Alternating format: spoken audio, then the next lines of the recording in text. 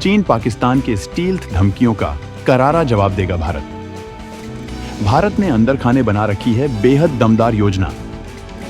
20-30 नहीं बल्कि भारत में दहाड़ने उतरने वाले हैं एक साथ 550 हवाई योद्धा। चीन पाकिस्तान ने कभी सोचा तक नहीं होगा भारत ऐसी योजना भी बना सकता है।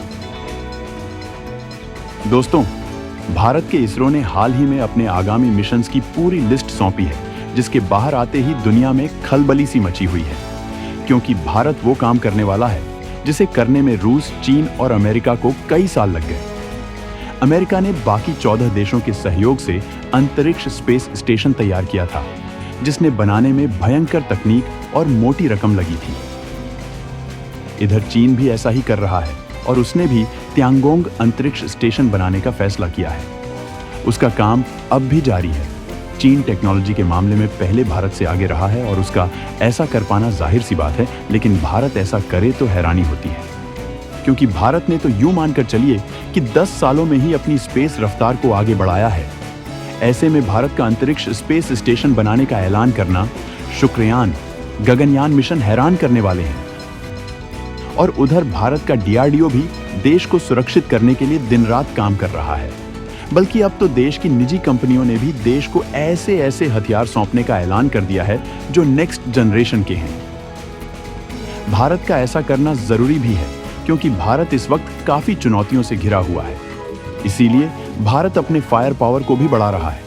इस वक्त भारत अपनी नेवी को शक्तिशाली बना रहा है, ताकि समंदर पर दुश्मन भारत को घेरने की सोचे तक ना। और इधर थल सेना लगभग अमोघ हथियारों से लैस हो चुकी है। अब भारत को हवाई शक्ति से लबरेज करने की कवायद चल रही है, यानी भारत अब फाइटर जेट बनाने, उन्हें सीमाओं पर तैनात करने की तैयारी में लगा है। और जो विमान भारत फिलहाल बनाने की दिशा में सक्षम नहीं है, उन्हें बाहर से खरीदने की कोशिश चल रही है। दोस्तों, हाल ही में रिपोर्ट्स आई थी, चीन अगले 5 से 6 सालों में 800 जेट 20 स्टील्थ विमानों का तूफान लेकर आ रहा है, जो भारत के लिए टेंशन वाली बात है, क्योंकि भारत के पास तो फिलहाल एक भी स्टील्थ विमान नहीं है। इसलिए भारत ने इस संकट का निराकरण करने के लिए बुलेट रफ्तार से काम करने और नई रणनीति के तहत काम करने का फैसला किया है।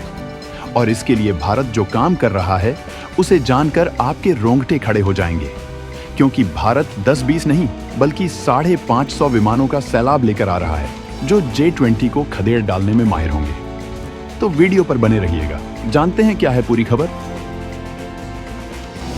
भारत ला रहा है एक से बढ़कर एक विमानों का तूफान। अलग अलग करीब 550 विमानों को तैयार कर रहा भारत। दोस्तों, भारत अपनी हवाई ताकत को लगातार अपग्रेड कर रहा है। पहले बात करते हैं देश की शान तेजस की, जो LCA है, यानी लाइट कॉम्बैट एयरक्राफ्ट। अब ये लाइट कॉम्बैट एयरक्राफ्ट क्या है? दरअसल फाइटर प्लेन्स 3 कैटेगरीज में डिवाइड होते हैं। पहला लाइट कॉम्बैट एयरक्राफ्ट, फिर मीडियम कॉम्बैट एयरक्राफ्ट, फिर हैवी कॉम्बैट एयरक्राफ्ट। हमारे पास LCA डेवलप करने की टेक्नोलॉजी आ चुकी है। हमने लाइट कॉम्बैट एयरक्राफ्ट तेजस MK1 डेवलप कर दिया है, लेकिन इनमें इंजन हम बाहर से मंगवाकर इस्तेमाल करने वाले हैं। दूसरा, हम एडवांस मीडियम कॉम्बैट एयरक्राफ्ट यानी MK तैयार कर रहे हैं। और तीसरा, हमने अभी शुरू नहीं किया है, लेकिन ये भी शुरू हो ही जाएगा। फिलहाल भारत 26 राफेल विमान फ्रांस से ले रहा है, जो मरीन राफेल होंगे, यानी भारत की नौसेना के लिए। बात करें तेजस और MK की, तो इनके लिए भारत अमेरिका से इंजन मंगवा रहा है। 2-3 इंजन आ भी चुके हैं, लेकिन अभी तक ये डिलीवरी सुचारू रूप से शुरू नहीं हुई है। अमेरिका से GE कंपनी का F414 इंजन तेजस मार्क 2 और MK मार्क 2 के लिए तैयार खरीदने वाले हैं। भारत फिलहाल 126 MK विमान तैयार करने की तरफ आगे बढ़ रहा है। MK विमान स्टील्थ होने वाला है। दरअसल आपको बता दें कि किसी भी फाइटर प्लेन को स्टेल्थ टेक्नोलॉजी से लैस तब कहा जाता है जब उसका रडार सिग्नेचर बेहद कम होता है। रडार सिग्नेचर उसका पैमाना होता है, जिसके आधार पर तय किया जाता है कि दुश्मन देश जैसा रडार लगाए बैठे हैं अपनी हवाई सीमाओं की सुरक्षा करने के लिए। उसके रडार में अगर हमारा प्लेन अंदर एंटर करेगा तो उसकी हवाई सीमा में, तो उसके रडार उसे डिटेक्ट कर पाएगा। लेकिन हमारे प्लेन का रडार सिग्नेचर इतना छोटा है कि उसके रडार में दिखेगा ही नहीं। अगर ऐसा करने में सक्सेसफुल होगा तो हम कह सकते हैं कि ये जो प्लेन है, ये स्टेल्थ टेक्नोलॉजी से लैस है और ये आराम से घुस जाएगा और दुश्मन को पता नहीं चलेगा कि उसकी सीमा में एयरक्राफ्ट एंटर कर चुका है। अब बात करते हैं कि भारत कितने विमान फिलहाल तैयार कर रहा है। दरअसल भारत एमका यानी एडवांस मीडियम कॉम्बैट एयरक्राफ्ट के 126 विमान तैयार कर रहे हैं। इसके अलावा 110 के करीब मल्टी रोल फाइटर एयरक्राफ्ट बना रहा है। इसके अलावा भारत कम से कम 83 तेजस MK-1 भी वायुसेना को देने वाला है और कम से कम 110 तेज मार्क II भी तैयार करेगा। यानी ये सारे विमान मिलकर हो गए 400 से भी ज्यादा विमान। और इसके अलावा भारत अपनी MRFA डील के तहत 114 फाइटर भी खरीदने वाला है। यानी करीब 550 फाइटर जेट दहाड़ने वाले हैं आने वाले समय में, जिसमें भारत जो स्टील्थ विमान लेने वाला है उसको तो काउंट ही नहीं किया गया है। दोस्तों, आज भारत का राफेल जो महज 4.5 जनरेशन का योद्धा है, जो चीन के 5वीं पीढ़ी के योद्धाओं को भगा देता है, अगर भारत 7वीं पीढ़ी का योद्धा उतार दे तो सोचिए दुश्मनों का क्या होगा। दोस्तों, कुछ ऐसी ही बड़ी प्लानिंग पर काम कर रहे हैं भारत के वैज्ञानिक। आज हम आपको एक ऐसे हथियार के बारे में बता रहे हैं जिसकी बदौलत भारत अमेरिका से भी आगे निकल चुका है। दोस्तों, भारतीय वैज्ञानिक ऐसे ऐसे हथियारों का निर्माण कर रहे हैं जिनकी टेक्नोलॉजी बिल्कुल यूनिक है, लेकिन टेक्नोलॉजी अभी तक दुनिया के किसी भी देश के पास मौजूद नहीं है। फ्यूचरिस्टिक अनमैन्ड फाइटर एयरक्राफ्ट पर हो रहा काम, नेक्स्ट जनरेशन की तकनीकी को भी किया जा रहा असेंबल। भारत के DRDO की एक शाखा NDA यानी एरोनॉटिकल डेवलपमेंट एस्टेब्लिशमेंट के वैज्ञानिकों ने कुछ महीने पहले एक टेंडर जारी किया था, जिसमें कहा गया था कि हमें ऐसे विंड टनल मॉडल की जरूरत है जिसकी IIT कानपुर में मौजूद नेशनल टनल टेस्ट में टेस्टिंग की जाएगी। जिस समय ये खबर निकलकर सामने आई, उसी समय से भारत के फ्यूचर फाइटर जेट को लेकर चर्चा तेज हो गई क्योंकि ये बात तो निश्चित थी कि यहाँ पर AMCA फाइटर जेट की टेस्टिंग नहीं की जाएगी।